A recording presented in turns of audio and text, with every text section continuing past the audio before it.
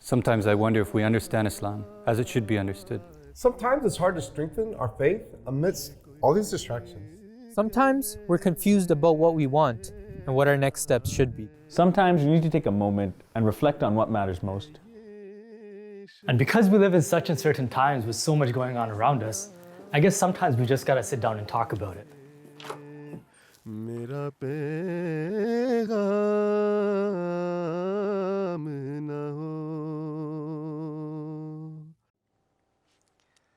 Bismillahirrahmanirrahim. So I went on a road trip recently. I went to USA when Hazur Amr May Allah be his helper was on the USA tour. So I drove down to Philadelphia. And on this trip, I sort of realized how dependent I was on my GPS. I mean, if I didn't have any sort of data on my cell phone or any sort of GPS signal, I'd just be lost in some random city, right? But I mean, I also remember when we were kids and we would go on family road trips, our parents would have like the map set out and they would chalk out, with like a red marker, like the route that we would take. And just, I mean, how times have changed over the last 10, 15 years. And we become so accustomed to these things that, I mean, I literally can't drive anywhere without using my GPS anymore. That's probably a bad thing. But like technology has its pros and its cons. It has many benefits and it has harms as well. And Hazur Amr May Allah be his helper this year, just Asana UK 2018, in his address to ladies, he was speaking about some of the harms of technology and how detrimental some things have been within the families. It's broken homes apart. So what can we speak to, the benefits and harms of these technology and like these devices that we have? I think it's technology is like getting a new toy. Initially when you get it, you're so excited, and the kids, they spend so much time on it, and you forget about everything else. Even like parents, it's time to eat or sleep or do your homework, and they don't want to do this. No, this is I'm going to play with this, and you don't realize. But with technology, the issue is that those kids, eventually they get tired of that toy and then they get back to their routine. But with technology, the issue is that advancement is so rapid. Every day there's something new. For example, let's say if you're talking about YouTube, every day so much content is being added. So you become addictive to these things. So that, so to speak, excitement is always there. And as a result of that, and I think that's exactly what Hazur was talking about, and Hazur has mentioned it sometimes, for example, sometimes you're sitting on YouTube or, some other service and you start watching and that, okay, just 2 minutes, it turns into 10 minutes and sometimes it turns into an hour. And same thing with like, social apps where you're like, okay, let me just check, okay, what message did I get, right? And then you're checking and before you know it, it's like, 20 minutes, half an hour has passed. So we need to realize, as you say, there's definitely benefits. I mean, the road trip you're mentioning, that it's a great benefit that people are able to save a lot of time and you're able to travel, that distance with ease. So those benefits, the pros and cons, we need to weigh, and especially the parents, they need to be aware of both of those choices for themselves and especially for their children as well. Right. I think I feel like how our parents were left behind with regards to technology and social media and all of this. And now it seems like as if now they're trying to make up for lost time. But I mean, prior to this, they don't know what social media is, whereas all of the youth are using Twitter, Instagram, and all of these things. And even WhatsApp and all these things. But a lot of the parents might not know what's capable with these social medias and what evil it can bring and what good it can bring through all these things. So I think it's very important for parents to be up to date with all these things and know what youth are getting themselves involved into. I don't think, I actually think the parents are also up to date. The way it's going now, I see, a lot of, by parents I mean, a lot of our elder uncles and everyone, they're all on social media. Right. And it starts, like you said, you start with one place and God knows where you end up. And hours have gone by, so a lot of time is wasted. But like you said, we need to understand what are the capabilities of the social media. I'll give you an example. When Instagram and all this stuff came out, I never really understood what it was. I was using it more to just back up some interesting pictures, what I thought was interesting, for myself. Didn't even realize that the capacity of it is supposed to connect you to all these other people. So that's a very dangerous thing. And then when I thought about it, it's actually one of the most dangerous things, because that's going to be on there forever. So maybe, you know, when you're younger and you post something out of ignorance, but later on in the future, and this has already started happening, that it comes back to bite you in a way, right? I mean, at the same time, you know, somebody might think, you know, if there's, you know, a young person just listening in, that they might think that this is some sort of religious sanction that we're trying to make, but it doesn't necessarily have to do with religion. That, you know, trying to be careful about what you post, what kind of pictures you post, what kind of things you tweet.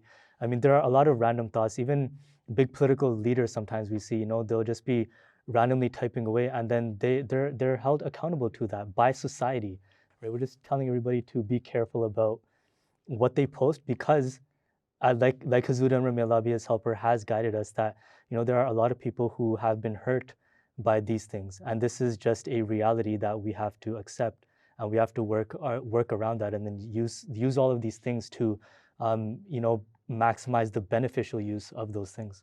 I think there's a flip side to this as well. You shouldn't only be looking at what you're posting, or be careful about what you're posting about yourself. Another aspect about this whole social media realm is, what are other people posting? How is that affecting you? You know, like recently on Instagram and other social media outlets, some of like these memes that got really famous, it's memes about exposing people from other accounts, where you'll have a 16-year-old standing at Home Depot, or standing in Home Depot, and he's taking a photo of himself, and he's posing as if this is his own house that he bought at the age of 16 or 17, and he's showing a false success. Right? Now, initially, when you look at this meme, it seems like, okay, you got caught, you got booked, you're exposed, right? You laugh at it. The question is, how many people didn't get caught? How many people didn't get exposed, right? So now you have an impressionable 14, 15, 16-year-old person who's looking at all these things, looking at people's success, quote unquote, and now what they're doing is they're reviewing their own lives. And they're saying, I'm 16-year-old, there's another 16-year-old, this person's so successful, right? Or you have people who are 25 years old, 30 years old, and they're looking at someone who's 20, 21, 22. What people don't realize is that there's this huge movement even within the social media, within the social media realm, where people are actually using these things to market themselves. For example, they'll rent a mansion for a week, and they'll record multiple videos for that entire week, and they'll post it throughout the span of a year to make it look like they live there. Right. They have rented cars, right? Now, it's just taking on a false persona, which is very easy to do. I mean, like there's actually something called Facebook depression, right? That like psychologists, when they're diagnosing depression, you know, they'll ask, you know, do you use social media? Because it does have an impact on you, because you begin naturally to compare your life to somebody else. And as we all know, we're always going to post some of our best moments or some achievements or something on social media. And then other people will compare their lives to it, and then they'll be like, oh, you know, what have we done, right? But I mean, even leaving social media aside, like there's other technological things that facilitate our lives as well. What can we comment on some of those things? Because social media can help facilitate a lot of things, and other technologies can help facilitate a lot of things, right? I think, you know, as we were mentioning earlier, that definitely there's pros and cons. So for example, the pros are that through this social media or through certain messaging apps, let's say if you're collaborating on a certain project, you're able to work together, you're able to, you know, achieve a lot more. Similarly, for example, for us from a religious point of view, propagating the message of the promised Messiah ﷺ and the Holy Prophet ﷺ, getting that true picture of Islam out there. You know, for example, when Hazur visits a country and when he makes a speech in a parliament at some mosque opening, for example, even the recent US tour. So the exposure is so big. So definitely there are, you know, the good that's the good side of social media and the advancement of technology. But at the same time, what the reason we're trying to emphasize on the evils or negative aspects of it, because on a daily basis, on the average family, right now, if you look at all the research that is coming in, it's overwhelmingly showing that on a regular average family, the impact is negative. Because what is happening is that, for example, as soon as kids come home from school, what do they want? They want to grab a device, you know, tablet, iPad, or they want to sit down, watch TV, right? When they want to do some sort of homework, like, you know, for example, back in the days, I remember when I was a child growing up, you know, in Pakistan, in our school, we used to compete, times table. You know, we would make 2 lines, and it's like, okay, start with 1 times 1, and then keep going, and we would go until up to 20, right? Nowadays, it's impossible. You can't, right? Same thing, like for example, even if you look at telephone, back in the days, you would have so many phone numbers memorized. Now, I mean, if anything, somebody would just use an app to try and teach a kid his multiplication tables, Exactly. right? Which is just getting him more addicted to it. Addicted. And then at the same time, it's not letting your brain develop because you're relying so much on that. There's a joke that, a couple were sitting and they were watching TV, and the husband, he had put his phone on charge in the kitchen. So then, a ring vibrated. So he kind of ignored it. And then a few seconds again, it vibrated again, and he ignored it. They were like, okay, I want to. And then when it happened 3-4 times, finally the uncle, he went there, and when he looked at the message, it was from his wife who was sitting beside me, and she said, please bring some salt on your way back. So, I mean, end of the day, that's the light side of it. But that's what it's boiling down to. Many a time you have people in the same household. There's, people sitting at the main floor and people on the top floor, and they're calling each other, instead of just taking those 20 steps down or coming down, And some of us were probably also, guilty of that. But this actually reminds me of something that somebody tweeted out or something. It was on social media where I saw that, like the power went out, right? So the person wrote that, like the power went out, and I finally had to talk to my family members, and they seemed like they're really cool people, because this was like the first time they were probably talking to me. But that's exactly what you were saying, that nobody's communicating with each other. I think one thing though, we were speaking in previous episodes about communication, right? Sometimes text messaging and using these kinds of things, they could help in certain situations as well. Like for example, we were speaking about if youth are not able to communicate with their parents, sometimes they're very shy. Sometimes we're very shy in vocalizing something, looking somebody in the eye and saying something. So we could text our parents and say, this is what I want to say, but I can't say it, so I'm just writing it out. Right? So in certain situations, this could be a good icebreaker to sort of open it up. But that's exactly what we have to sort of look at, that where can it be used to our benefit? Because obviously we don't encourage communication between spouses just through text messaging or something. Like we would want family members to speak to each other, right? But I guess that's what we need to look at, that there's benefits, there are harms, and we have enough intellect to know what's harmful and what's beneficial. I mean, it's not something that somebody has to sit down and tell you. I mean, most of it is self-evident. The health benefit or the health aspect of it, I think that's a major thing. Just having a screen in your face at all times, the effect on your eyes, even the sleeping patterns. This is the confirmed studies that this definitely having a negative effect on our sleeping. We need to keep our phones away from our beds, right? And obesity. The kids are all sitting at home on the video games, on the PS4s, and they're just playing away. Where it used to be that mothers were calling the kids to come inside. Now they're begging them to leave the house. Right? I think another thing to add on to this as well is that we have to realize that, especially when you're raising a child or just growing up yourself, actually, you're using all like these different forms of social media, but we have to realize that there's an entire world right outside the door, right? And like it or not, you will have to make yourself into a functioning member of society. Right? So if you're constantly inside on social media, or you come home and you're only on Instagram, you're only on Twitter, you're watching whatever you want to watch on TV and whatnot, you go to sleep, wake up, repeat, rinse and repeat, right? The question is, when you're forced to go outside into the real world, right? You go to apply for a job, you had an interview, you don't know how to communicate. You haven't developed those essential communication skills. So you actually what ends up happening is that you're lacking now. You can't express yourself. You're sitting there and you have social anxiety, right? You're sitting there, your hands will be shaking sometimes, right? What you just described, and I'm not sure that the confirmation how true this study is, but like the kids nowadays, they're having speech impairment. They did the tests on them and they understand everything. Like you can speak to them and they're understanding what you're saying, but they cannot express themselves because all they know is the screen. Right, that give and take part of it isn't there. It's just the giving part, right? And the crazy part is that they're saying that a lot of these big companies behind this, or the rich people who are controlling or developing these apps, they themselves have applied very strict restrictions on their own children as to the exposure time each day or at what age and all of that, right? So while they're gaining a lot of wealth and they're hoarding all of that wealth off of the average family, the average member of the society, they understand the harms of it, and they're keeping their own children away from this. It's like, for example, take alcohol. We as society, we understand all the harms, but still it's legal because there's a lot of money to be made. So it's the same thing with this. It's an addiction that and a lot of us, is just that because we, to a certain extent, we're not ready to accept that, we say that, no, I'm in control. But that only happens that, for example, if I remember a couple of months ago, I got my 2 daughters and my nephews and nieces to my house, invited them on the weekend. So I told them that today from the morning until night, is not going to be any devices, zero, no screen time at all, right? So they're like, okay, so what are we going to do for the whole day?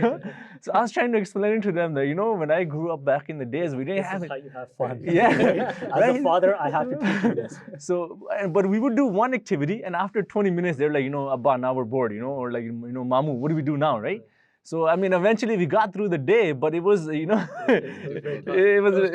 was very tough. I think what happens at the same time is children mimic their parents, right? And all of us, I mean, like if somebody took my phone away, I would be devastated, right? Like I'm just gonna go out there and say it, right? Like because we need it, like we're always using it for one thing or another, work, leisure, whatever it may be, right? So I think us as elders and parents as well, is that children will just mimic what they see. So it's not only just us giving them devices, but even if we have it in our hands, the kids will say that we want it too, right? Like if it's actually proven, if you start reading books at home, like the mother and father get together and have a certain hour of the day where they just read books, this will translate over into the habits of the children, right? So these are the things that we need to do. I mean, like, for example, like table manners, right? Like a lot of people take their kids out to a random restaurant and they'll see that they're very rowdy, right? But they don't understand that you have to practice at home, right? So you have to practice all of these things at home so that, the children can develop these habits and then translate it later on. It's interesting that Hazur, he's highlighted this point, and Hazur has mentioned that if you look at the life of the promised Messiah, that even though he was so busy, we still find incidents that where he was sitting down with his kids and he was having a meal, right?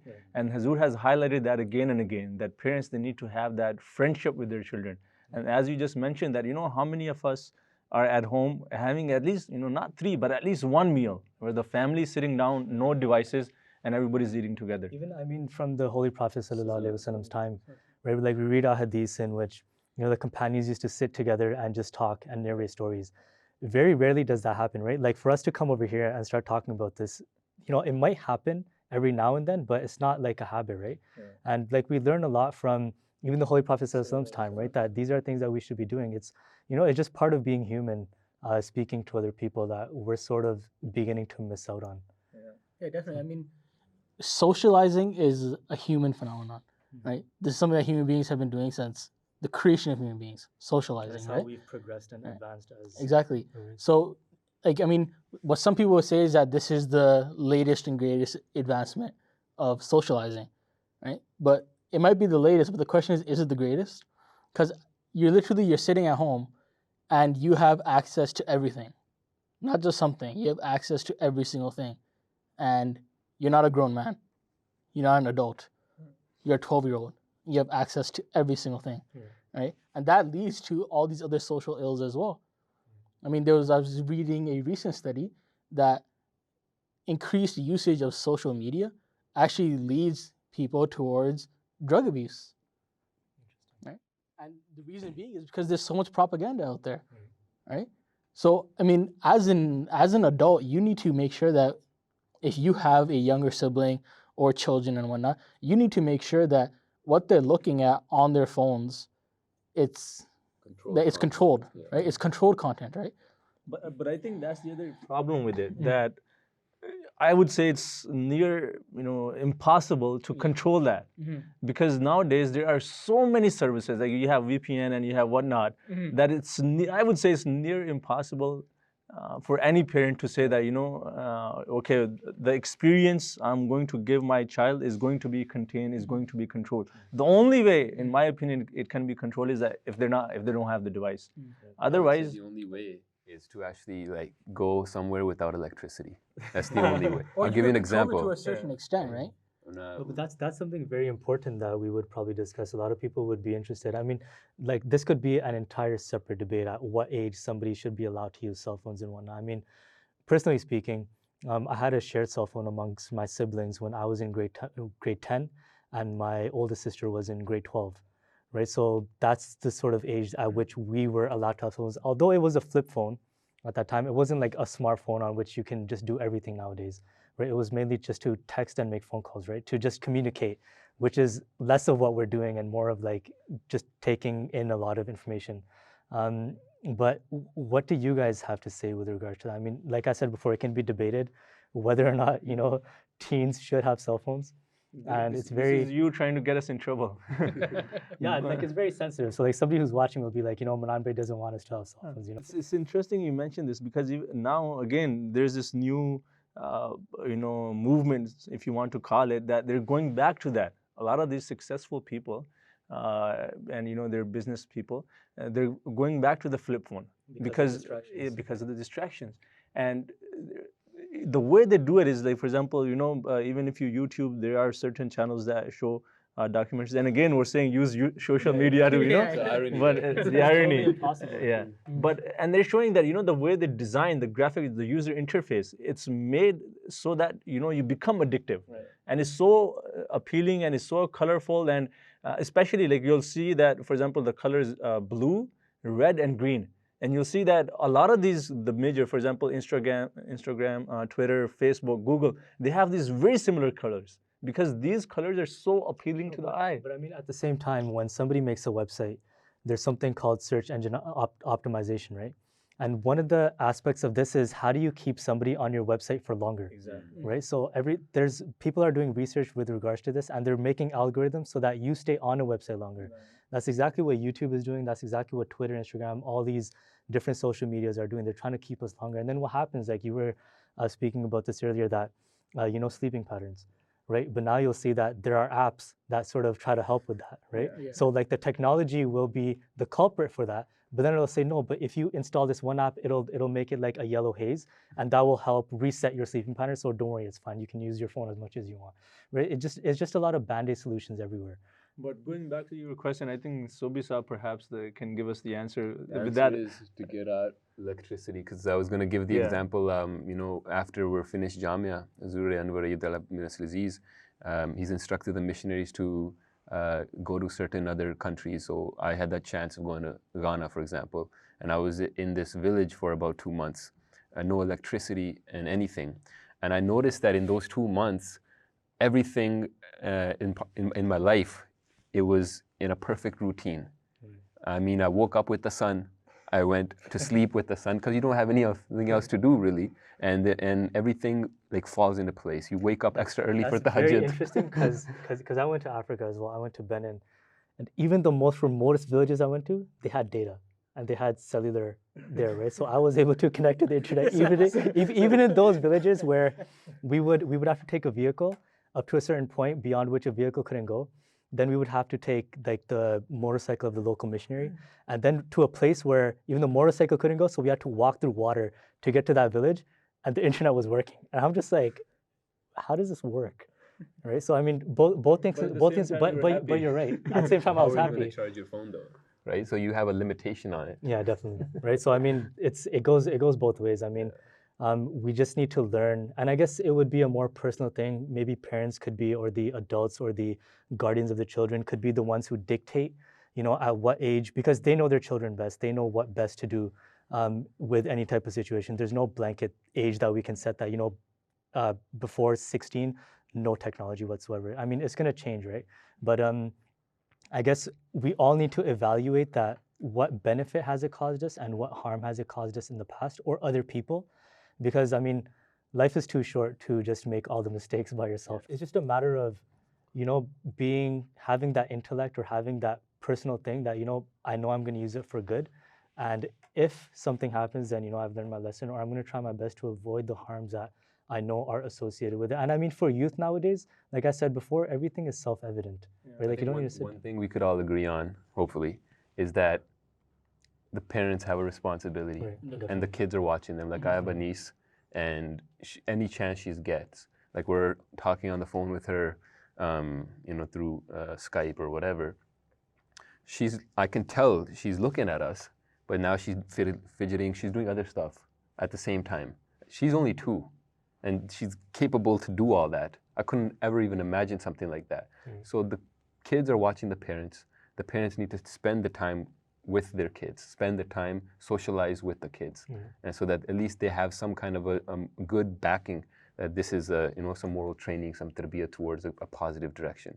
Otherwise, if you put it in their hands just to get them to quiet, and I've seen that happen, that's just like you said, a band-aid solution for everything, and it's gonna be very detrimental. But I think the point you're mentioning, I think to add to that, Hazrat Masih Rabi Rahimahullah Ta'ala, he actually once mentioned, he said that it's very difficult when kids are doing certain things to tell them that, okay, don't do this.